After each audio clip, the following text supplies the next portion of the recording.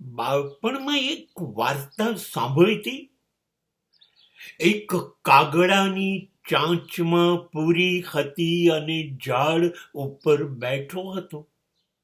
નીચેથી શિયાળ પસાર થયું. પૂરી ગમી ગઈ. આ તો જોઈએ જ, બીજું કંઈ ના કર્યું.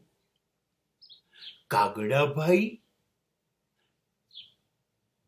તમારા સંગીતના સૂર એટલા અદ્ભુત છે, એમાં એ મીઠાશ છે, જંગલમાં એવું ક્યાંય કોઈ પાસે અવાજ નથી. કાગડાએ કા કા કર્યું.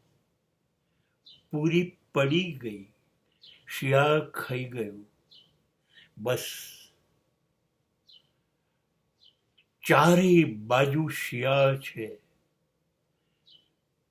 એ જ્યારે તમારા વખાણ કરે ત્યારે પૂરી પહેલા પગ નીચે દબાઈ દેજો, પછી ગાજો કા કા કા.